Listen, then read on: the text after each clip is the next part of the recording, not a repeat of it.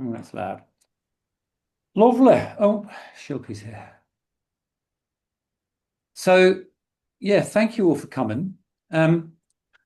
I didn't know how many people would come because what I'm going to do is really just provide some context or an account around the last QRL, which was team coaching, what matters. Um, and that idea really started with Shilpi. I think it was on one of these where Shilpi just said, "Well, of all these themes in the TLIM, which do leaders think matters most?" And I hope I said I don't know. And so what I did do is go and talk to 50 leaders and ask them, firstly, what do they think is most important and which do they find most challenging? And the reason I thought it worthwhile to have this session for those interested is that around the same time, the structure of the TLAM has shifted a bit. And that I thought was worth having a conversation about if folks wanted to. Yeah, so where are you all? Can you see my slides? Yes. Yeah, that's always a good start. So, yeah, what I'm going to do. Oh, no, I can't see you. That sometimes happens.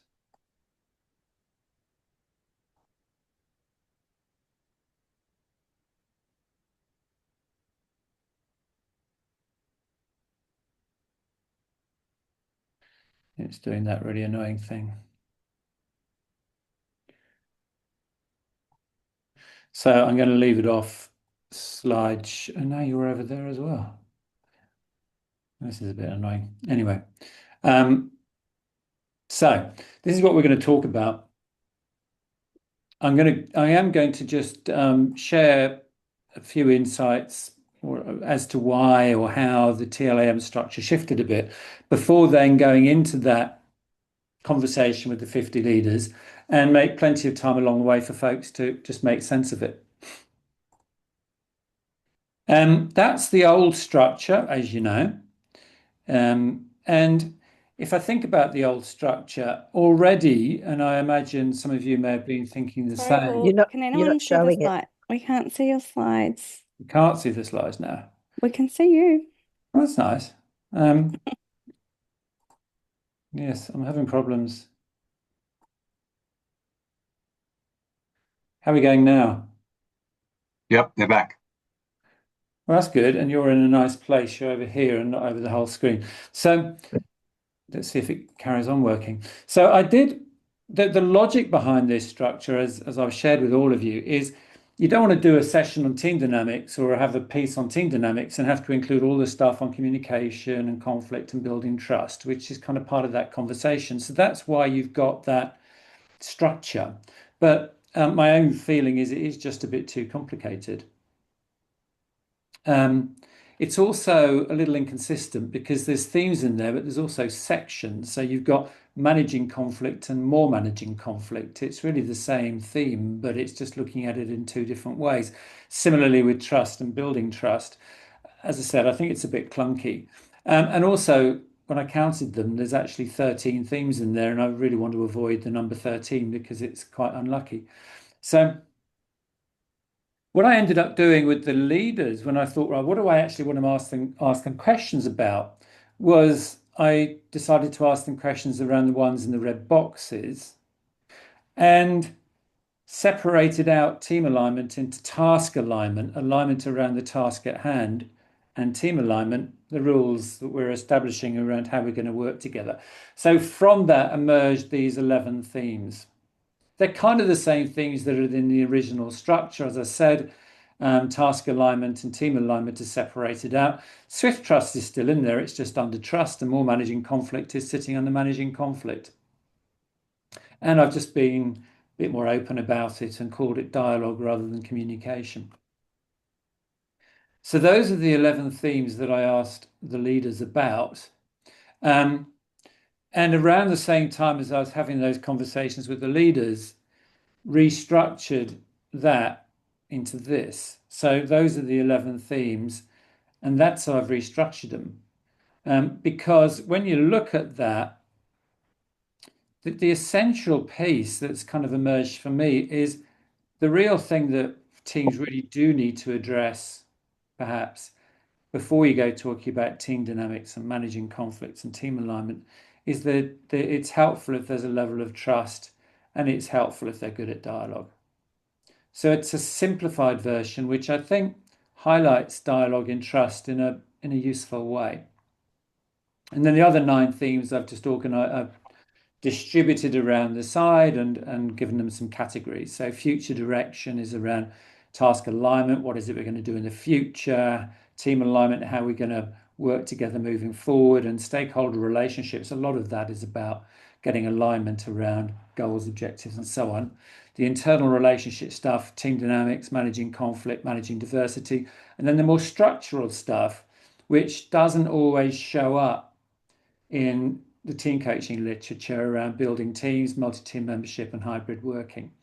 As you may remember, the meta research I did was around team effectiveness rather than team coaching, because everybody defines team coaching differently. So let me just stop and ask you, because I haven't really stopped and had a conversation with terribly many people about this. Any surprises? No surprises at all? Anything that doesn't make sense? Anything that emerges for you? In the context of the overall paper or in the context of this graphic? Just this graphic, Mark. I liked the graphic, Paul. I thought it made it simpler and easy to grasp. And I loved that dialogue and trust are at the centre of it in a way that makes that really clear. That's good. Yeah, I think it crystallises that everything comes around dialogue and trust. I also like that team alignment and task alignment have been separated out, because I did get them a bit muddled when we were doing the course. So I think it works better to be separated out. Cool. Any other I comments? think also what works really well is the way the structure of future direction, internal relationships, and structural. So that's easy for customers to get a hold of rather than a big map of things. Dave, I was going to say that I reckon you could put that graphic in front of a leader and they could go, that's where it is. That's Yeah. where I'm drawn. Yeah. My I think only it's right.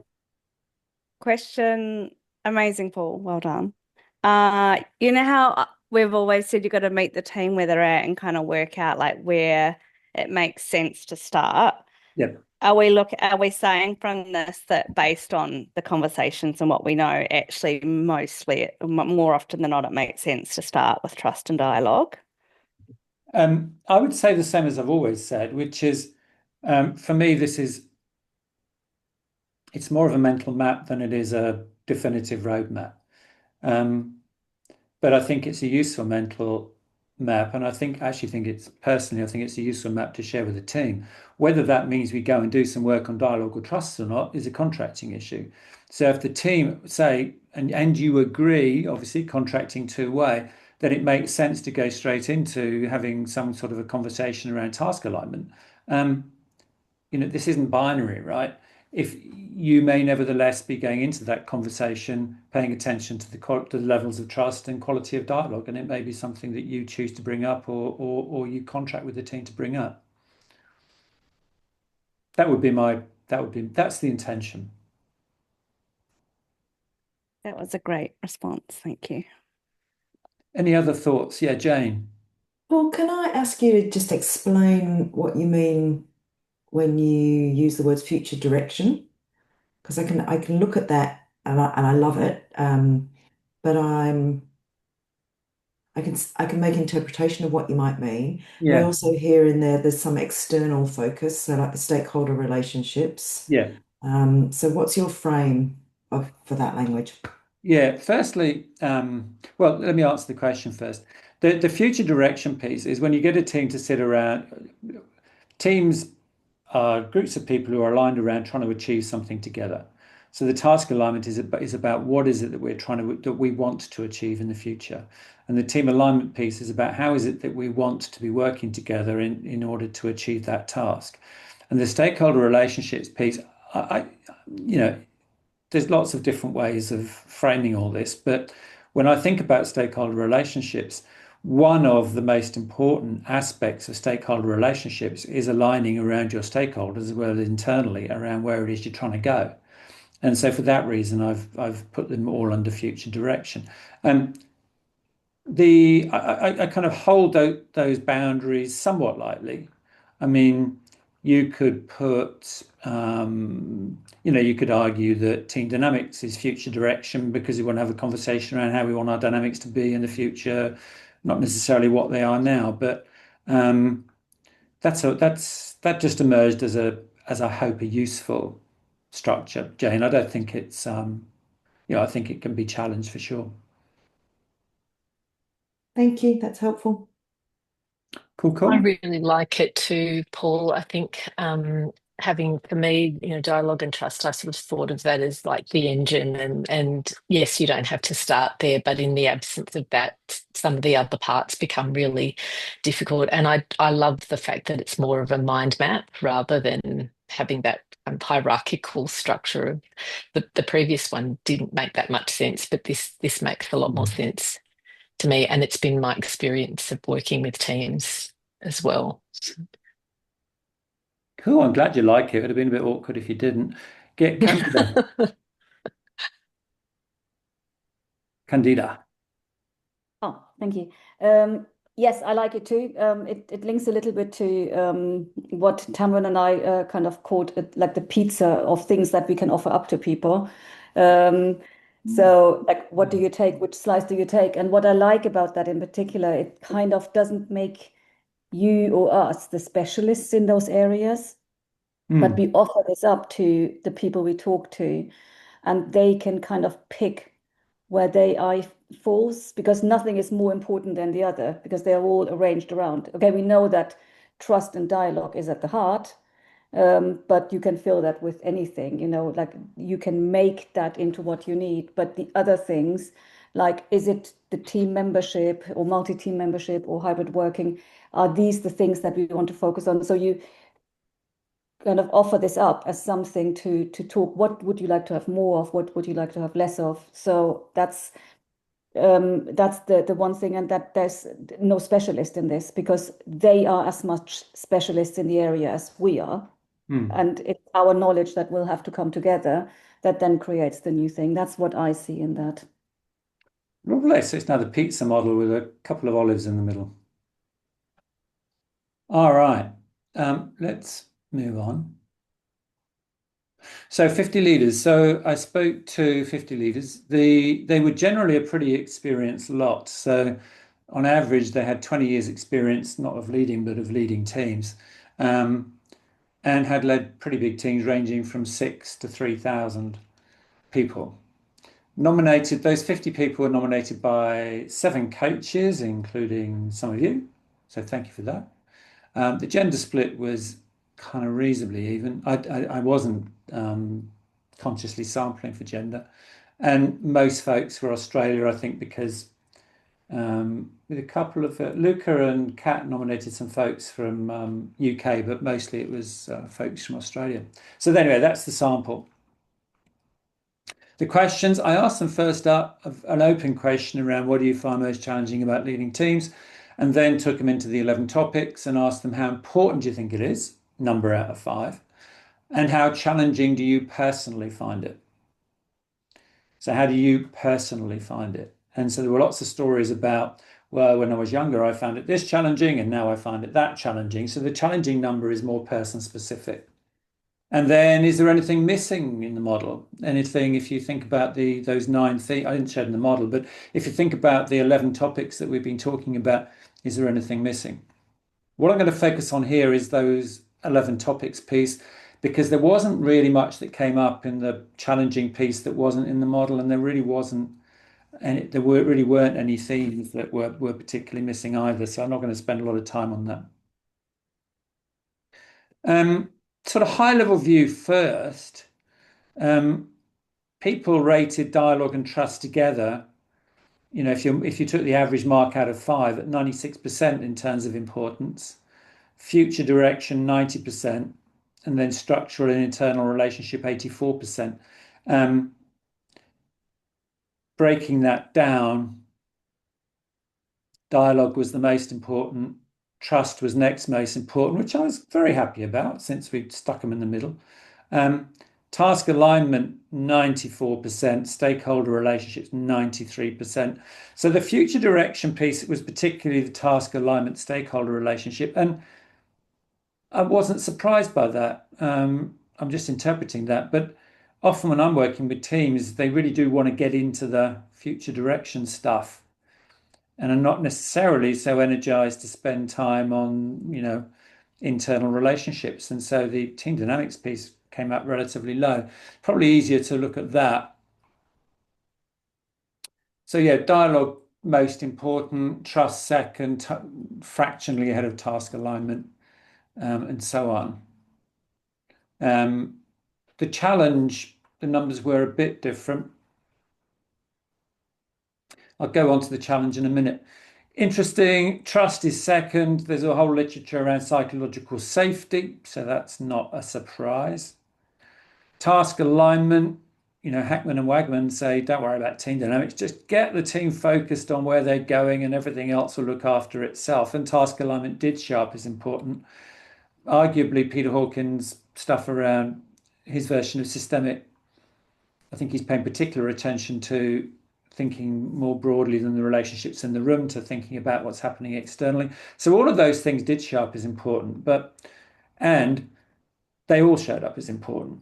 So what the models or what the results are saying, it isn't just about one particular area to focus on. These were all important. Interesting that team dynamics came out relatively low. But it's still high, if you know what I mean. It's still sitting there at an average of 4 out of 5, but it is lower than some of the others. If we look at the difference between importance and challenge, as I said, I'm focused more on the importance number because the challenge number is people saying, given where I am now, given how experienced I am, given where I am with this team, so it's much more contextual. But when it comes to challenge, building teams was the most important. Stakeholder relationships was important. Managing conflict goes up a bit. And it was interesting actually managing conflict, just how many leaders talked about, conflict, it's tricky and dealing with it is tricky, even really very experienced leaders. Candida, yeah, you got your hand up. Yes, sorry, I don't quite understand why trust suddenly drops down. Because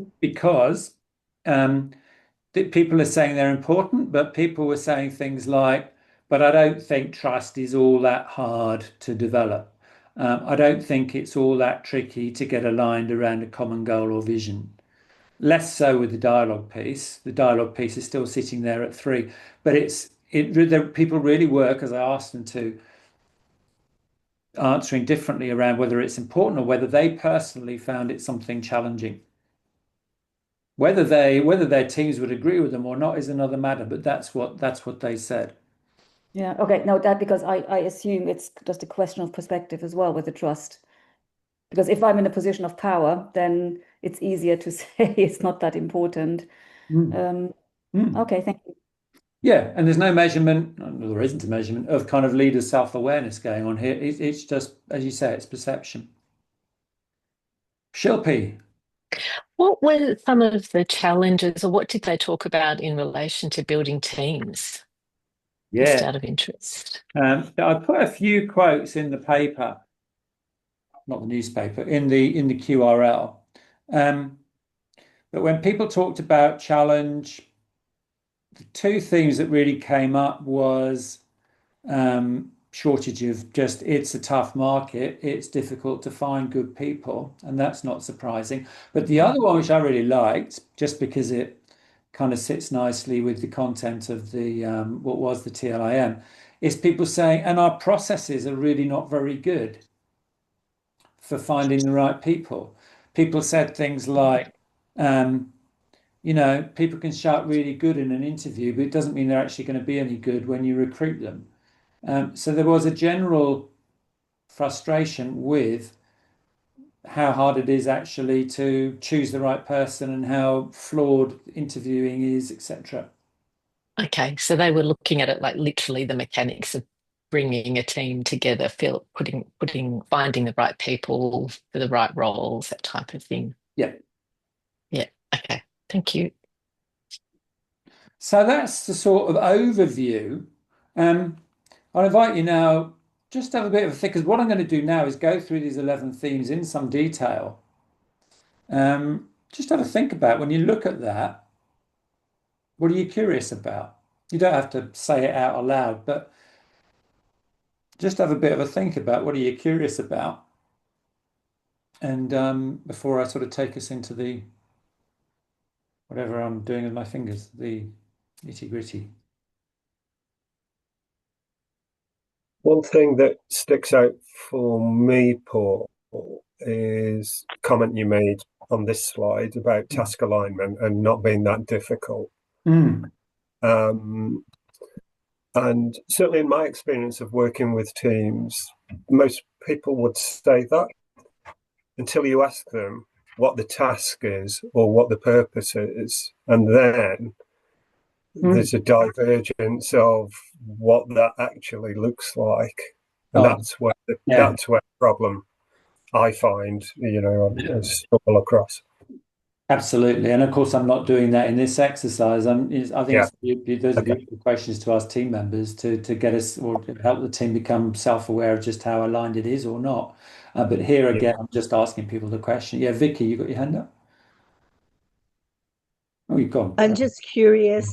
I often the difficulty of stakeholder relationships comes up, but what exactly do they want to do about it from a team perspective, and what's the relationship or correlation between stakeholder relationships and multi-team membership? Because if you're a member of many teams, then you're going to have a lot more stakeholders, but some of them are going to be common to like it could get very messy. And what strategies would people actually be looking to use to address that challenge? And maybe that's why it is a challenge. Because people find it hard. But when people ask me that, I think, oh, that's, who's your stakeholder? What is a stakeholder? It gets very messy. So remember, I'm in this study, I'm only talking to team leaders. I'm not really talking to their teams. And so the way they tended to interpret stakeholder relationships, who are the folks who we need to be aligned with to get our job done? Okay. Whereas multi-team membership was more about here's a general issue where people will report to more than one person, to what extent is that an issue? And almost without exception, they were talking about other people, the people who reported to them. None of them actually chose to, maybe two or three did, but the majority weren't talking about themselves and their own personal challenges in that space so much as the challenge more broadly for the organization. Okay, that's interesting. Thanks. Jane. I'm curious about some of the things in the challenge list. So, for example, they're finding task alignment and team alignment easier. Yeah. Yet dialogue's hard. So I'm wondering how are they aligning task and team if dialogue is so hard? And the same around team dynamics is rated, well, that's not that challenging, yet managing conflict is, and conflict is a form of team dynamics. So I'm curious about some of what I'm perceiving as inconsistencies. Yeah, and I think there is some inconsistency in that people will choose to interpret the questions how they interpret the questions. I mean, when I was asking the questions, I was giving a kind of 1 or 2 line definition of these things consistent with what's in the TLIM. But I think if you take your first point, I think implicit to what people are saying is you don't have to be brilliant at dialogue in order to align around a task. Now that stands to be challenged. And when people were talking about patterns of behavior in a team, the team dynamics piece, I don't think they were necessarily thinking about the managing conflict piece per se. That's just my sense. That's just my sense. That's the best answer I can give you based on my sense of what people were telling me through the conversation. But I agree there is some inconsistency there or the possible inconsistency there. And also some of the challenge bit is also around again context. So if you look at task alignment, somebody said it's really important but not very challenging because we're a small business and everybody understands what it is we're trying to achieve. So there was some context comments as well. Candida. Yeah, I think this is super, super interesting in particular because what I mentioned early on as well, I can see some power dynamics going on there. So I find it really curious that team dynamics is so low down or regarded as so easy, whereas actually the team dynamic is usually an issue in teams that are not functioning very well and working very, very well. But I just wonder whether it really throws up uh, again the blinkeredness of the team leaders that they think it's all good, but actually their teams will perceive it differently, and in the swampy lowlands stuff is going on that they aren't even aware of because obviously people aren't telling them. So Yeah. I find that um, I find that really curious or really interesting to see. But I think it would be really useful to just have this third column of how they think the team sees them, and then have a fourth column of how the team sees it. So I kind of see a circle there in a way, Well, that you know, like that you yeah. have these columns of this is really important to me. This is what I think is a challenge. This is a challenge that I think they have, and then asking them what challenge, like a bit more systemic there. Well, I think That's what I'd say is it's the old coaching adage that the presenting issue isn't always the issue. And team leaders, generally speaking, don't know a lot about team dynamics. And if you go back to, the graph above or the little chart above, what it raises the possibility of is the focus being on we need to get things done. We need to get aligned because we need to get a move on. When you actually start getting to work with a team, then as you say, um, it may be that team dynamics actually does emerge as an area of working, and the team and the team leader agree. So that if you so what this is absolutely not saying, and I did try and really emphasize this in the QRL, it's not saying, oh look, leaders don't think team dynamics is as important as these issues or as challenging, so don't worry about it. It's not saying that because all sorts of things has emerged through the contracting process and just doing the work and so on and so forth.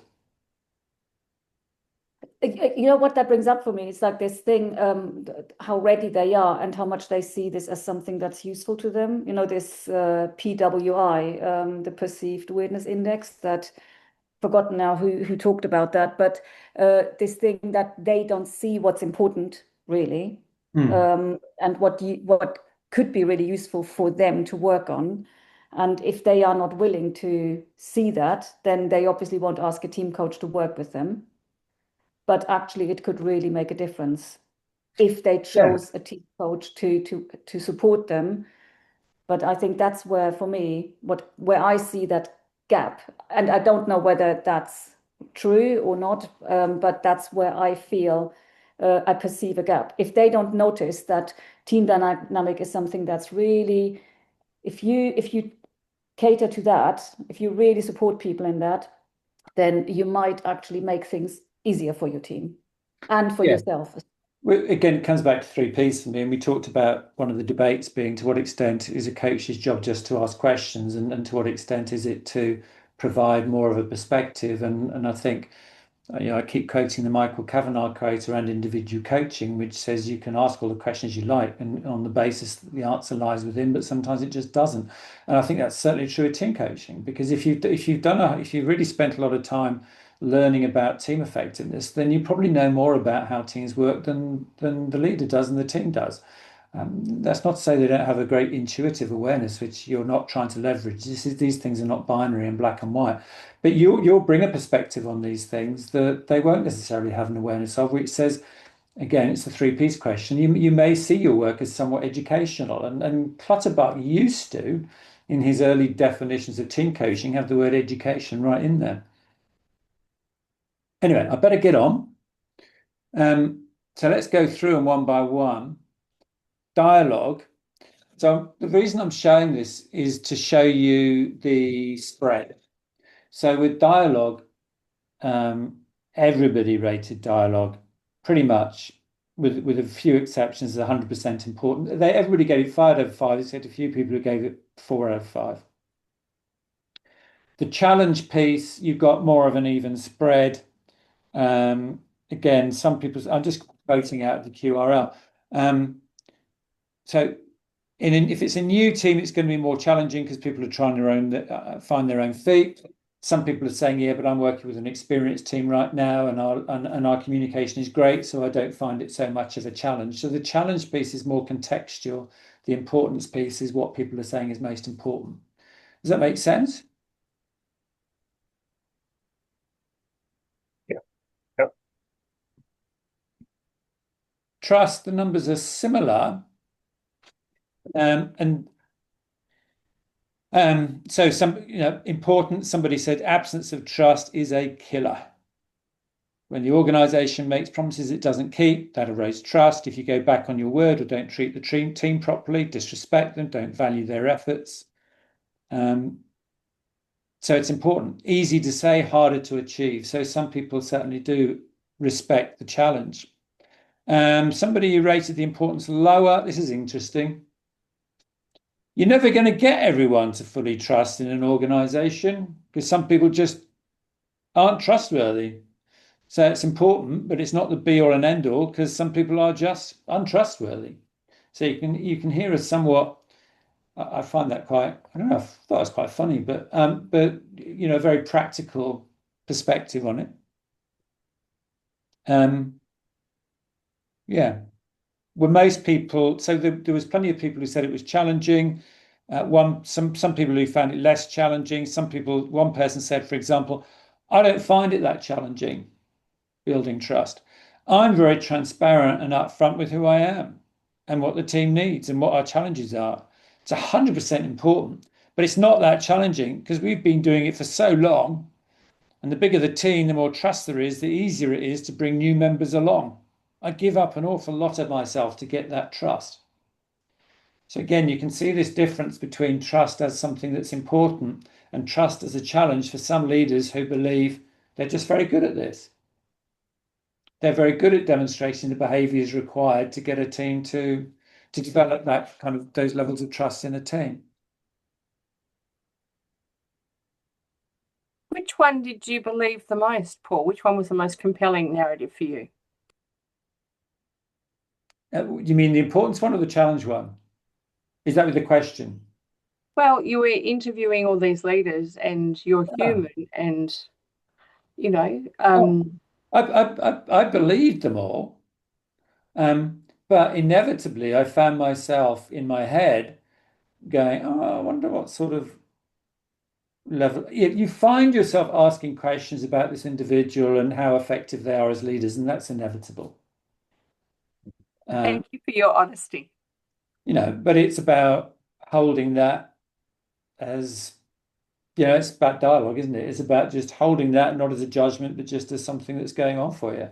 I mean, there was one person who I don't know, I found myself smiling quite a lot of the time, but when we talked about conflict management and team dynamics and managing conflict, his answer to all of those questions basically was, yeah, you don't really need to do anything, just kind of leave it to itself and it'll sort itself out.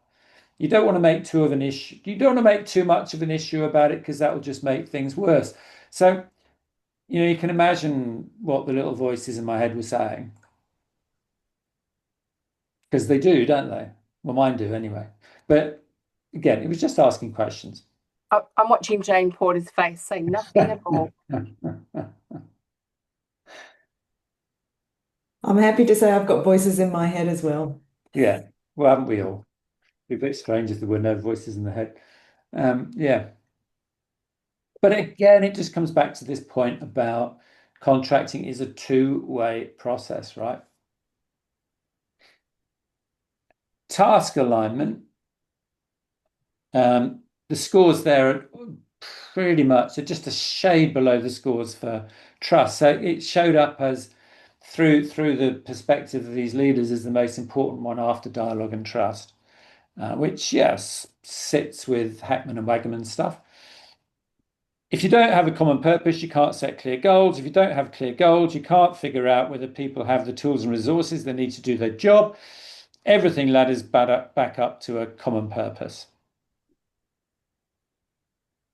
There were another issue here is around team and group. Again, I don't want to be too definitive around team and group, but a few people, those people that rated it a bit less important, I think if we were to all ask them a lot more questions, we might decide that they're leading groups rather than teams. So one quote, my team is a group, and this was a guy who led a sales team. My team is a group of individual contributors rather than a team fighting towards a larger number. I think they're all aligned, and we do push towards a common vision, but it's more of a corporate vision than a team vision. Essentially, the sense he was a sales leader leading a sort of multinational sales team, and clearly the way that they operated was these salespeople just went off and delivered their own numbers, and they really didn't spend a lot of time together talking about very much at all.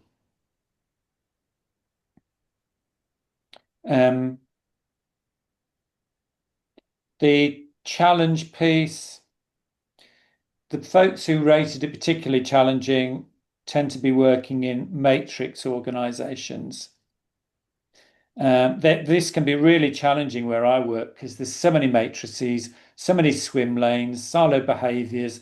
To bring people along on a journey with the same purpose in my current context has been really difficult.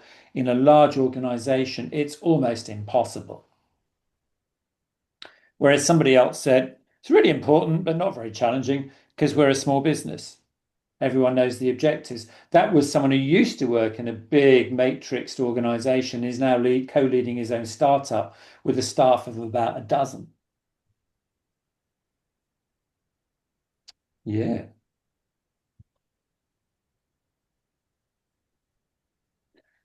Stakeholder relationships was ranked next. Again, you can see pretty much everybody's rating it really high. Couple of instances where it went lower. One was the leader said, well, I'm the only one who does stakeholder relationships. None of my team do stakeholder relationships, so it's not that challenging. An interesting one in terms of culture. One particular person I spoke to, who was one of the people that one of the coaches nominated, basically said that not a lot of this stuff is challenging because the culture that she's working in is so great. So on this one, she said, I wouldn't say it's that. She was talking more about internal stakeholder management. I wouldn't say it's that challenging because it comes back to having this fantastic culture here. It's non-hierarchical. That comes from the vice chancellor down. When you've got that as your basis, stakeholder management is easier.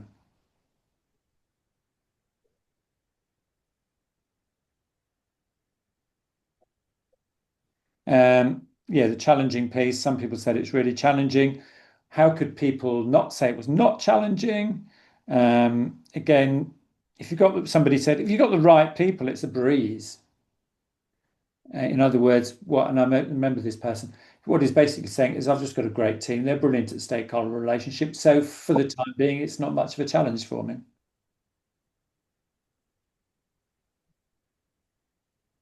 Building teams right up there in terms of importance.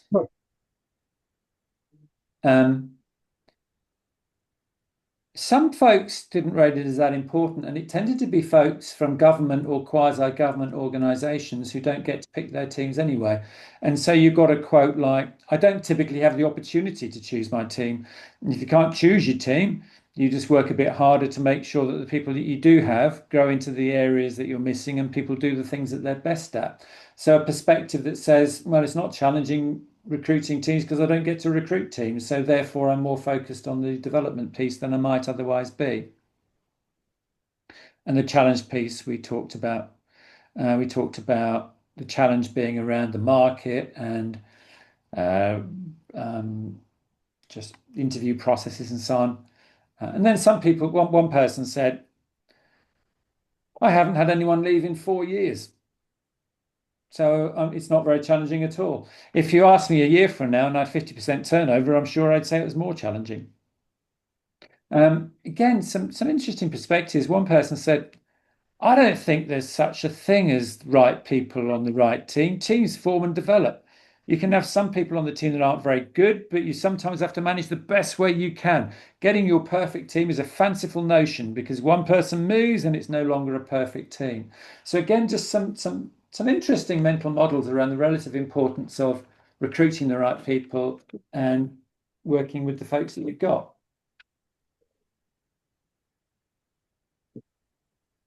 Diversity was interesting. Sort of ranked around the middle in terms of importance. But what I found was, we talk in the program about the difference between surface level diversity and kind of invisible diversity, or surface level and deep level. Surface level being gender, age, ethnic origin, stuff that you can just see. And the invisible diversity being stuff that you can't see. A lot of people that I talked about, a lot of the people I talked with absolutely were in that space. And some of them spoke with guarded, with a kind of guarded, what's the word I'm looking for? They weren't necessarily aligned with their own organizations and the principal focus on surface level diversity. They thought that was somewhat missing something. So, I mean, I was asking people questions. I wasn't telling them about these differences, but I sense an absolute alignment with that, the relative importance of invisible diversity. Sorry, my cat is sitting on all my notes. You go. Yeah. But certainly some people said it was, and some people did talk about the visible stuff. So one person said, we've got somebody that lives a long way from campus and due to her age doesn't want to drive after dark. People start looking over the fence and saying, well, what does she get to do it? Why are the rules different for some people? It's very challenging because it's very personalized. As I said, some people put real emphasis on the deeper levels of diversity. Diversity of thought is really important. Diversity of thought, that's a phrase that came up a lot. Diversity of thought is really important across the team. You've got different qualifications, different personality types. All of that contributes to good decision making. Diversity of a team, in terms of what people look like, is largely irrelevant. Paying attention only to the visible stuff is counterproductive and it doesn't lead to diversity of thought. I haven't shared any of the material, by the way, on the theme, but that was something that was spontaneous. Some people said in a big organization it's not so important. If the team's big enough, I think you get lots of diversity of opinion anyway. Yeah. Challenge, some people thought it was challenging, some less so. It's highly important, but I don't find it that challenging. Maybe some of that stems from my experience working on diversity and inclusion committees. I'm really comfortable with that recognition and acknowledging diversity across many facets. Yeah. Managing conflicts. Yeah. As I said, it didn't rank so high in terms of importance. Some people certainly did say it was important. Again, here's the person I was talking about. Managing conflicts is inevitable. Sometimes people just need to learn to get more comfortable with it instead of seeing it as a problem to fix. I think it just exists and it should be there if people are openly sharing what they think about things. I think people overmanage it, often thinking that every little conflict needs resolving. It doesn't. And some people also differentiated between task conflict and relationship conflict, which I didn't do in the question, and saying, look, you need conflict. And so that inevitably took them a little bit down, a little lower down in terms of the importance and the challenge. Many of those who saw conflict as less challenging saw it again about their own ability to manage conflict having grown over time. I'm much better at picking the early warning signs these days and supporting other people to see that and encourage clear and kind conversations with people. I step in and help facilitate that if they need a bit of a hand. The team alignment piece around how are we going to work together? It ranked 8th out of 11 on the list, but you still got 40% of respondents rating it as 5 out of 5. Having some ground rules so that everyone has a common understanding on the team culture, appropriate behaviours, it's super important. We keep each other in check and have regular check-ins across all our different teams. Some people talked about team alignment. This comes back to dialogue and trust being in the middle, and said, oh, it's less important because it's an outcome of good communication and good culture. In other words, focus on the communication and team alignment will look after itself. I think this is a lower importance issue because I think it's an outcome. If you form a team dynamic and a culture that's measured in terms of how it performs and we're execution focused, then repetition alone is a signal. Some leaders said it was challenging, particularly the accountability piece. When people did say this is challenging, it wasn't the getting people to agree on some ground rules that they found challenging. It was actually keeping it alive and ensuring that people were holding each other to account. That was the challenging bit. When people said it was less challenging, also you got some people talking about the culture of the organization and how we don't have to spend that much time on having the rules, how we work together, because we've got good, strong rules around the organization as a whole as to how we work together.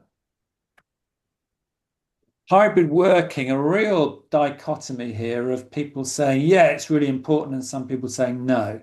Similarly with the challenge piece. Some people say it's still really important. We haven't worked it out yet. We're still working through it. We still don't have the answer. Whereas quite a lot of leaders said, yeah, we've just got used to it. COVID was 6 years ago. We had virtual working before COVID. So we've sort of adapted to it. And again, I did find it interesting as to, well, I wonder what your teams might think about that. Those who rated it lower on challenge also talked about process and technology and how people have just got used to using process and technology, which reminds me of Jonathan Fitosa talking the other night and around how if a team's got really, really, really good process, a virtual team, then they can be just as effective as a face-to-face team. So there was a real mix of perspective. Something that just showed up, this sort of emerged for me after the Jennifer piece, is that face-to-face and virtual are almost ends of a spectrum, and in the middle you've got this thing called hybrid. That when we talk about hybrid teams, whereas you can talk about 100% face-to-face team, and Jennifer reckons that 35% of teams are face-to-face, which means 65%, 2/3 of teams have some degree of virtuality, but that degree will be different in different teams. And so what also occurred to me as a possibility is some of that dichotomy is coming from a space where some people have got totally virtual teams and it's really hard. Most people, though, talk about hybrid teams. And if they've got a hybrid team where they're together 3 days a week and they're not together 2 days a week, then that may be rather easier than working with a team that's less working together less often. Team dynamics, the interesting one. Some people certainly think it's important. You've got 15, 16 people there, 5 out of 5. I screwed up last Thursday. I misread a room. I misread a dynamic. The actual dynamics in trying to achieve something as a group, if you can't get the interpersonal spiderweb to connect, it's all pulling on the rope in different directions. But somebody said, I'm not a fan of office politics and influencing. So I don't put people in my team who are political. I'm a good old-fashioned, roll up the sleeves, get on with it sort of person. And they're the behaviours I expect of my team. So to a large extent, I have blinkers on because I try not to worry about team dynamics or care. They want to have lots of relationships and chat away and talk to each other about stuff. That's fine by me. I'm task focused. So that's a somewhat extreme narrative that again points to that focus on task versus worrying too much about what's going on in service of getting there.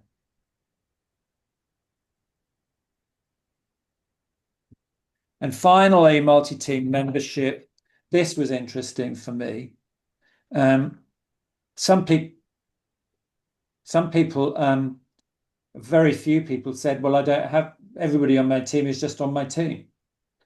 So it's not important. for me particularly, nor is it a challenge. Now, I spoke to people who worked in matrix, international, global, multinational matrix organizations, and they said it is hugely important. And the challenge is just huge. I've got people, some of my team are on my team some of the time, and some of them might be on 5 teams. That creates conflict. It's very challenging because there's style and cultural differences. And if you can't bring these things together, you end up with teams not talking to each other, a disaster. So that perspective on this being particularly important and particularly challenging really particularly came from people working in those in matrix organizations. There you go. Have I got any more slides? Let me just quickly say there was a lot of quotes. They're in the QRL. I'm not going to read them out now. That really did, for me, validate this idea that dialogue and trust sit at the beginning of at the heart of the model. Lots of quotes that said, for example, relationships are much easier if you're good at dialogue. Task alignment much easier if you've got trust. Managing conflict great if you're much easier if you're good at dialogue. So let me stop it there and just check in, see what sense you're making of all of this.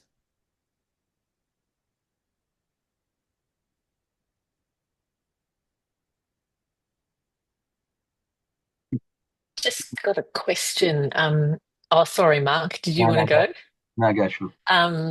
My question was around if team building came up as the with the highest challenge.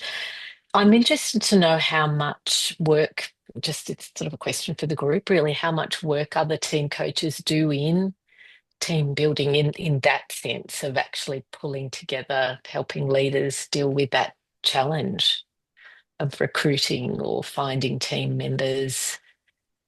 Is anyone doing much work in that space? I don't find that they want you to very often.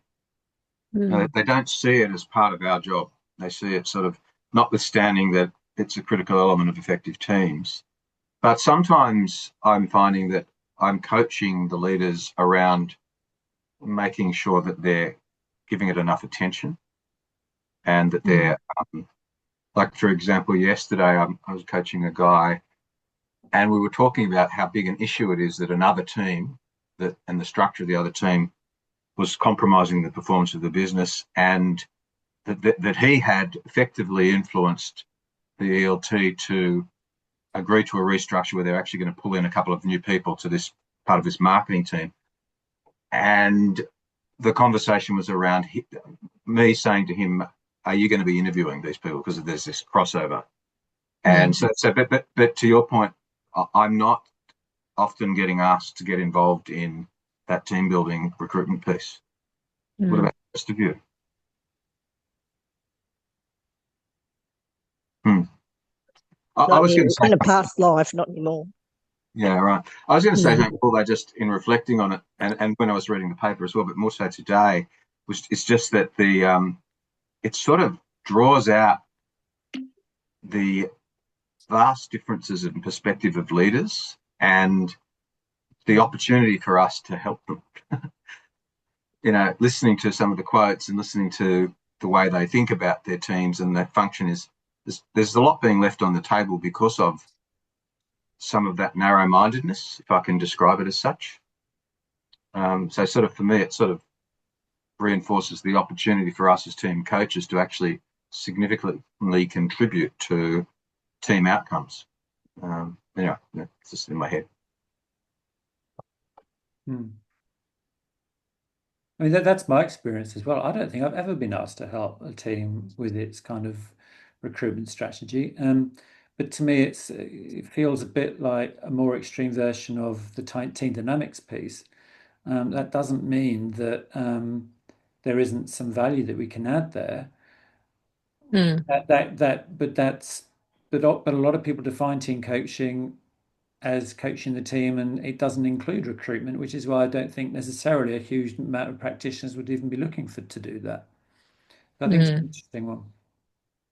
I have been asked about selection processes because let's face it, most organisations have slipped back into using very invalid selection methods, just an unstructured interview and a reference check. So I have been in those conversations with leaders of teams around the need for at least 3 valid tools, so that sort of thing. But that's more about the selection process. It's never been asked to actually do the recruitment or attraction or EVP strategies or any of that sort of stuff as under the team coaching banner. Yeah. And that recruitment piece infers that we have some knowledge about how to recruit or how to help a team leader do a diagnostic to see where the gaps are in a team, or whatever that might be. So there's also a liability piece that sits with that within Australia. I'm not sure about anywhere else, but if I'm suddenly moving into a consulting frame, then I'm stepping out of coaching, and I might be stepping out of my professional indemnity insurance space if I'm not covered for that consulting piece, because it feels like it's starting to move into something where I'm giving professional advice with a bit of an HR hat on. It is a specialist area. It is a specialist area, but like we know, there are some team coach practitioners out there who see it within their area, and there are others who don't. The majority, I think, as you say, Vicky, I don't think they see it within their scope. I mean, I'm an organisational psychologist, so I can do it, but I don't know that it's necessarily sits under team coach. Yeah, and I'm a certified HR practitioner, and so it sits there as well. But would I do it? I would much rather that I help the leader be reflective and to think about what it is that they need, rather than to be in that advising space. So yeah, I think that's the key. I think that's the key, Kylie, in terms of the role we play and what we do. Is it's really challenging them to think in terms of what is it that the team needs, what is it that they're looking for, and that sort of stuff as a coach, rather than offering consulting advice on who they should pick. But I don't think it's necessarily about choosing people who they pick. I mean, if you look at some of the stuff that's in the TLM at the moment, what you can do is, and you don't have to be credentialed in any of this stuff in order to challenge people on just high level. How are you choosing people?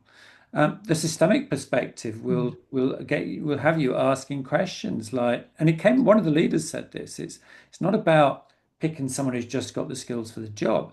I need to pick somebody who's also going to be the right person for the team in terms of their attitude, and I need to pick someone who's the right person for the organization. Yeah. Now you can have that conversation without getting into the kind of nitty-gritty of advising them on how to do staff recruitment. And maybe a better question is, who are they not choosing? I have been asked to do it when I was a team coach, and I'm an HR director by background, so I've got some sort of knowledge, experience in that. But I felt really uncomfortable being able to coach team and to shape, bringing in. I just didn't think it would lie right in my role as a team coach to be the HR advisor, bringing in an executive and advising the team leader for that. I thought it was a stretch too far for me at that point in time with that team, most definitely. So I declined that and just stuck to the team coaching role. Yeah, and again, this is all 3 Ps for me. There's no right or wrong answers, but some people are happy to coach people through presentation skills, for example, without necessarily being an expert in presentation skills, because they're not claiming to be an expert, they're just playing a coaching role. And I guess you can do the same thing with the recruitment. It's just being about super clear about where you feel you add value and where you don't. Lovely. Any other, we're slightly over time. Any other thoughts or comments? Final comment. I really like the new model. I'm really hung up on the new model. I think it's brilliant. Makes more sense. It makes more sense to me and makes it easier to sell, for want of a better word, when I'm talking to, customers. Cool. I just want to say thanks, Paul, for actually taking Shilpi's idea and running with it to explore it in the way that you have. It's been really useful. So thank you. Well, thank you, Shilpi, for having the Yeah, idea well, and you did a vocalising. much better job of it than I did with my sample size of 4, so thank you from me too. And I've got about 1 million questions for a follow-up study for you, which I'll send to you for next year. And He's looking Yeah. forward to more work. I got really distracted over here and had to take myself off because I was trying to think about how each of these pieces, structural, internal relationships, and future direction, was fitting into my concept of think, be, and do. And that was powerful because I think I found some alignment with this. You know, structural is the think, internal relationships is the be, and future direction is the do. But I need to go away and think about and sit with that for a while. While you're eating a Christmas pudding. I think I've got pizza on the way, actually, Paul. Lovely. Well, if Thank there's no further comments, then I don't know if I'll see you before Christmas. So happy Christmas, happy New Year, and see you next. Yeah, and Christmas being a great time to practice your team coaching skills at home. That's what I've always found. Dialogue. See you later. See you. Wonderful. Thanks so much, Thanks, Paul. Take care, everyone. Bye. Cheers, Bye. folks. Thanks, Paul. Bye-bye. Bye.